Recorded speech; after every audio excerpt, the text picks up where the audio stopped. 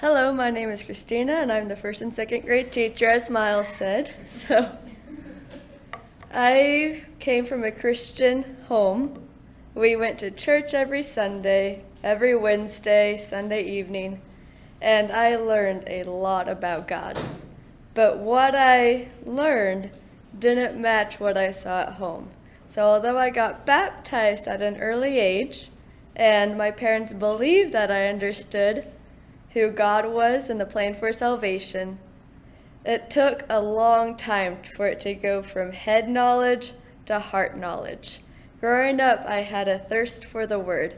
I remember bringing my Bible to camp when I was a third grader and just reading the story of Esther thinking, this is amazing. But in my day-to-day interactions, it didn't really show. Fast forward to college.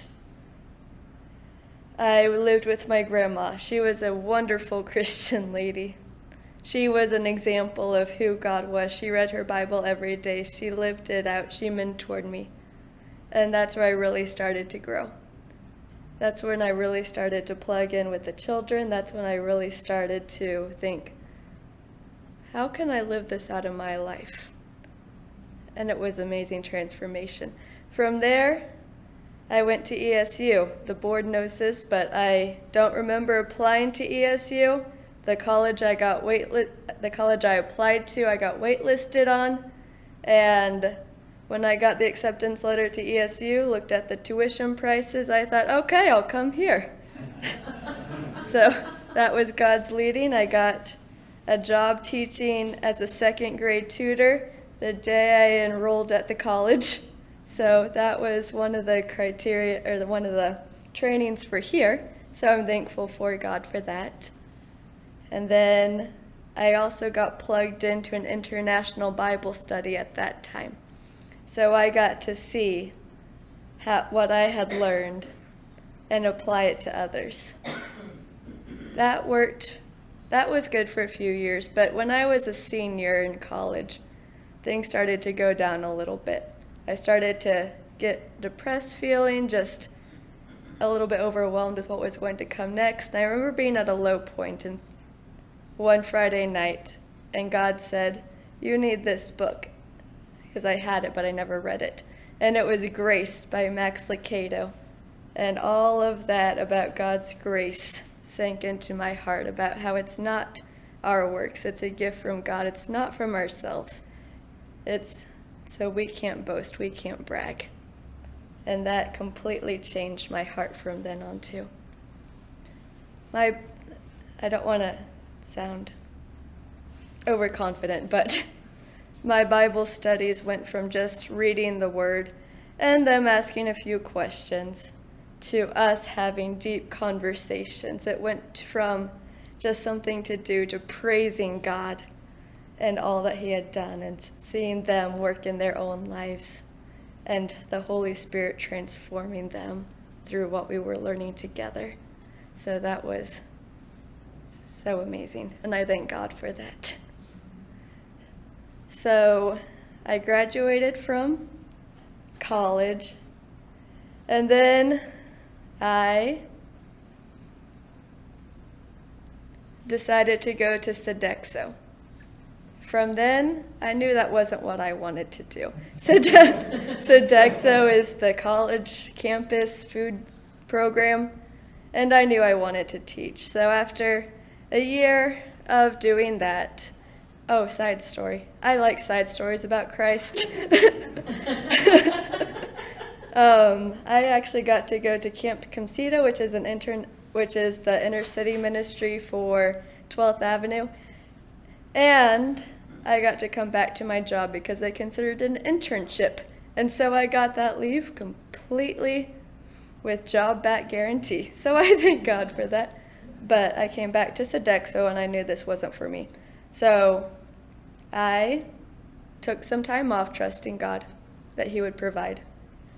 And when my bank account went down to 0, I got a job that day. Actually, this is another cool story. I went to apply to the position. This was at the Emporia Child Care Center.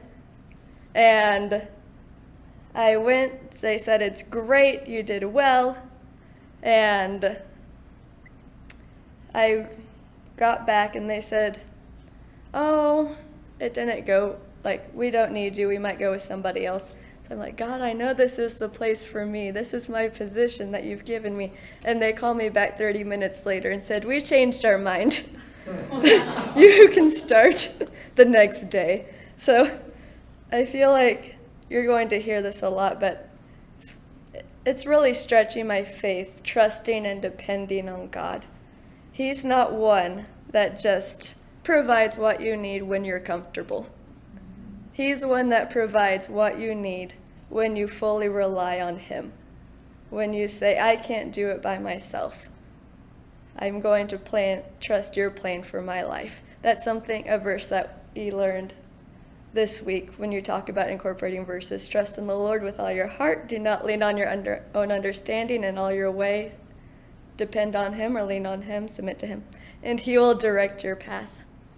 And I've seen that so much in my life, and I'm sure you all have too. But I did that for a few years. I got into Shiloh because I was asked to become full-time live-in staff there, so I did that for a while. I got to be in Abundant Harvest for a while and grow their ministry and their clothing store and organize that. And so, actually, that was for a year. Everything's a year. And the week before I got laid off from there because of funds, the director had asked if I wanted to work full-time. And I said, not right now, I'm doing both jobs. And so I got laid off. I was able to say, hey, I'm able to work full-time. So God was preparing that too. Long story short, I was at a mission trip in Mexico, and 3 different people asked me, do you like what you're doing? Normally people ask you, what do you do? Oh, you work with children? That's great. But then they followed up with, do you like what you're doing? And it's like, yes and no. I love the teaching, but I want to be more in a classroom environment. I want to be somewhere that it's not 6:30 to 6, where I'm the parent to that child in a way. I want to just be a teacher. And so I came here.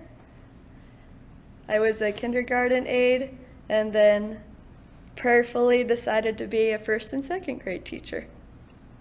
And that was through our prayer group, praying also. And here I am today. So I thank God, and it's by his grace alone.